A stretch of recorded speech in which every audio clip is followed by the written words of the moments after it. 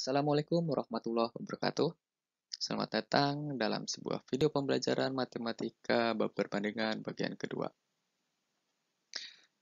Bagi kalian yang ingin melihat bagian pertamanya, silahkan klik link pada deskripsi. Kalau bagian pertama, kita fokusnya satu perbandingan ya, atau dua ukuran. Nah, kalau di bagian kedua ini, kalau penyelesaian soalnya biasanya kita fokusnya ke 4 ukuran atau 2 perbandingan. Nah, biasanya kita ditanyain nih salah satu ukurannya, entah itu P, Q, B, atau D, salah satu ukurannya. Nah, terus yang ketiganya itu diketahui, baik secara langsung atau tidak langsung. Ya.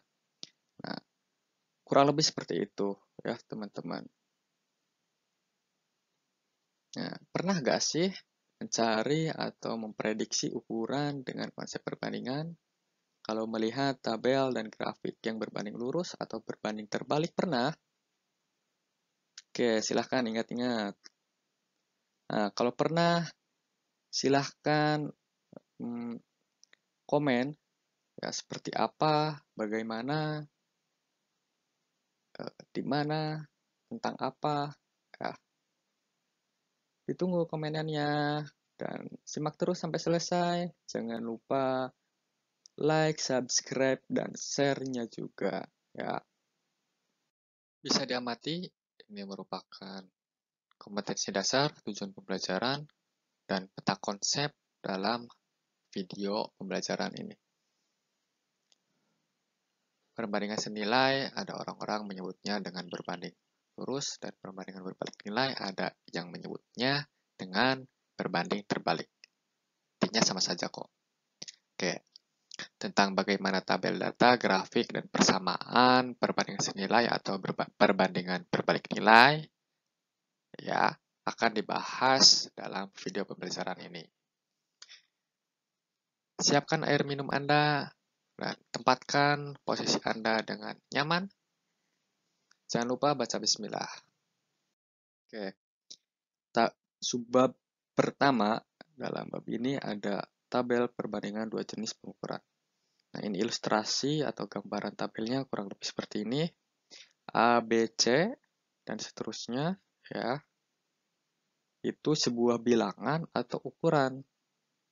Ya, bilangan atau ukuran yang merupakan besaran, nah terus besaran dan satuannya sama. Ya. Jadi di A1, B1, C1 dan seterusnya itu bilangan atau ukuran 1. Kalau A2, B2, C2 dan seterusnya itu bilangan atau ukuran pengukuran 2. Nah, 2 pengukuran dalam perbandingan dikatakan senilai.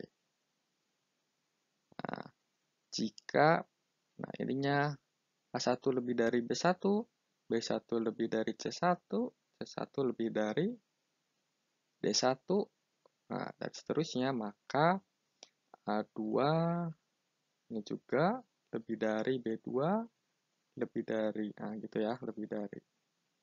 Nah, ini juga lebih dari. Oke, contoh angkanya. Nah, satunya 8 sebagai A1, 4 sebagai B1, dan 2 sebagai C1. Ini lebih dari semua kan ya?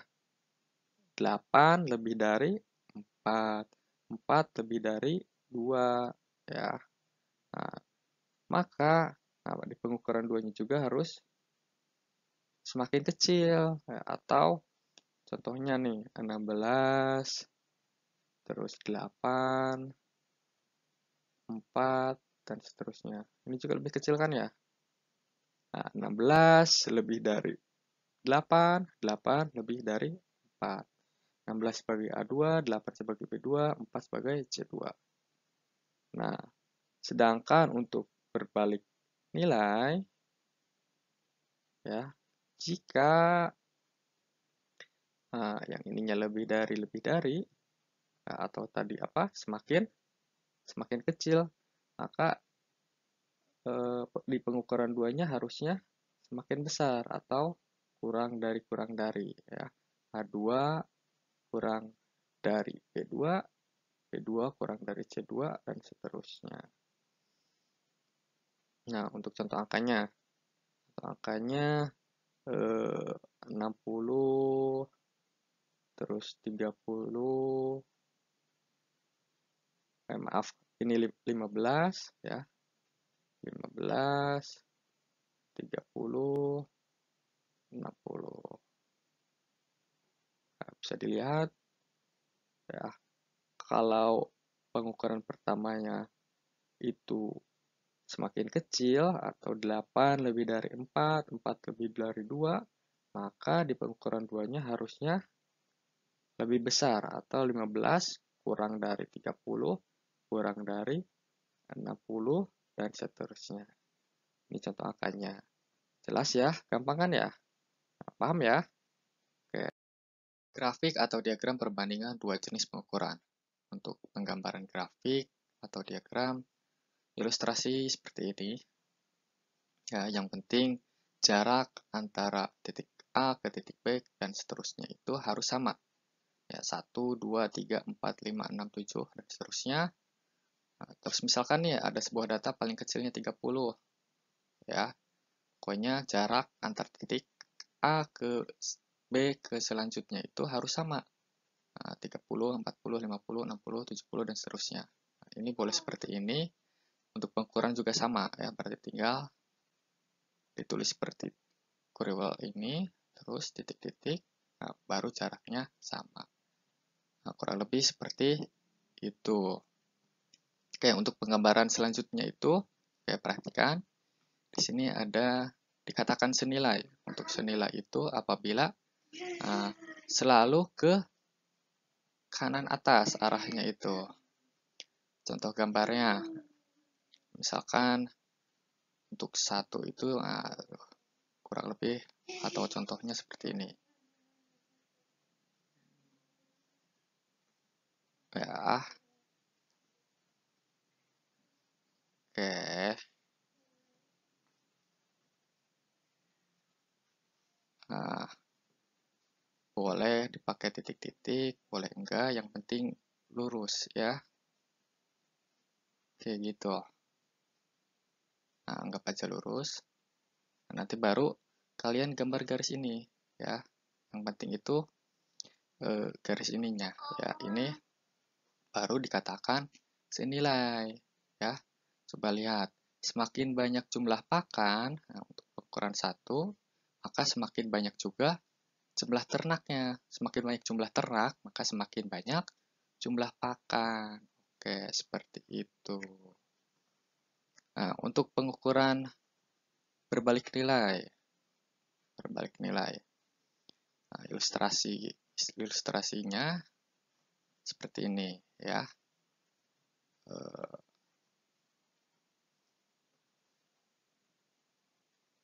70, 50, terus 30 ya. Nah, ini contoh sederhananya. Tidak mesti seperti ini, bisa juga pokoknya ke kiri, ke kanan bawah. Nah, bisa juga seperti ini, bisa juga seperti ini ya. Pokoknya ke kanan bawah untuk berbalik nilai. Begitu juga untuk senilai, pokoknya ke kanan atas. Nah, ini coba lihat contohnya stok pakan dengan jumlah ternak. Semakin banyak jumlah ini stok pakan itu maksudnya waktu habisnya ya. Semakin lama stok habis, maka semakin sedikit jumlah ternak, atau semakin banyak jumlah ternak, maka stok pakan akan cepat habis ya. Semakin banyak maka ya, stok pakan cepat habis gitu. Paham ya? Oke. Nah, selanjutnya untuk yang terakhir ada persamaan perbandingan dua jenis pengukuran.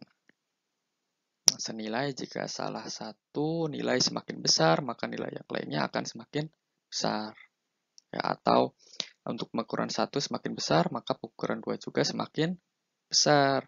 Begitu pula sebaliknya. Kalau pengukuran 1 semakin kecil, maka pengukuran 2-nya juga semakin kecil. Nah, kalau berbalik nilai, dibalik, yang ininya semakin besar, maka semakin kecil.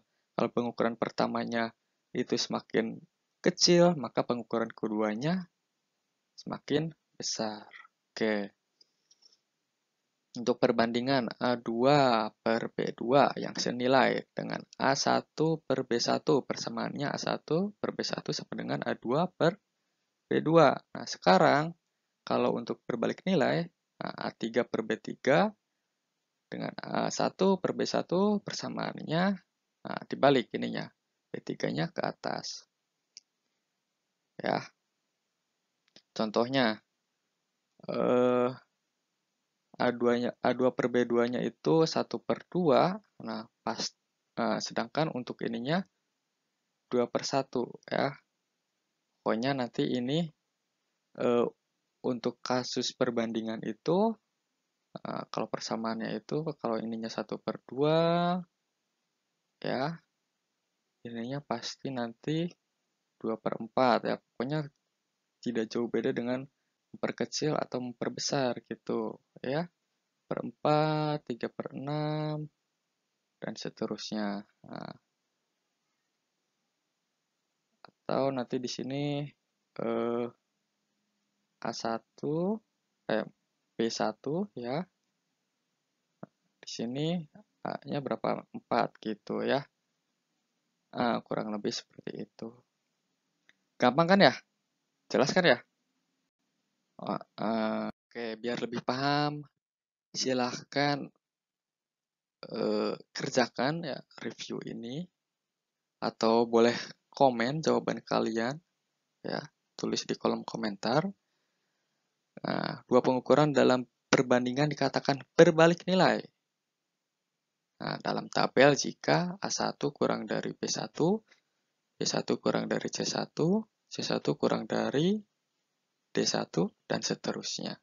Maka A2 kurang dari B2 kurang dari C2 kurang dari D2 dan seterusnya. Coba, ini benar apa salah? Nah, kalau benar ditulis benar, kalau salah ditulis salah. Nah, silahkan ditulis di buku catatan, di buku tugas, atau di kertas, atau di kolom komentar kamu ya.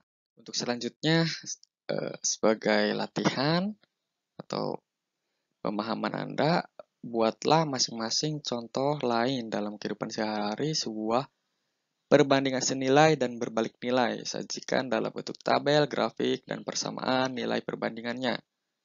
Minimal 3 besaran dengan satuan yang sama per pengukuran. Nah, kalau tadi di contoh, ada apa contohnya? Nah, contohnya tadi apa? Jumlah ternak dengan jumlah pakan. Nah, jumlah ternaknya 3, jumlah pakannya 3. Itu tadi contoh untuk contoh perbandingan senilai. Kalian bikin contoh lainnya ya. Nah, kalau berbalik nilai tadi ada apa? Jumlah ternak dengan stok pakan ya untuk berbalik nilai. Jumlah ternaknya 3 ukuran, tulis 3 ukuran atau 3 bilangan. Nah, terus untuk stok pakan tulis 3 ukurannya ya. Nah, terus habis itu jadi bikin tabel tiap masing-masing. Grafik ada 2, persamaannya ada 2 ya, persamaan untuk senilai, terus persamaan berbalik nilai yang kalian contohnya ya, kalian sebutin contohnya tadi. Silahkan tulis di kolom komentar ya, atau sebagai latihan di rumah. Kurang-kurangnya mohon maaf. Semoga bermanfaat. Mungkin cukup sekian. Wallahu a'lam bishawab. Billahi taufiq wal hidayah. Wassalamualaikum warahmatullahi wabarakatuh.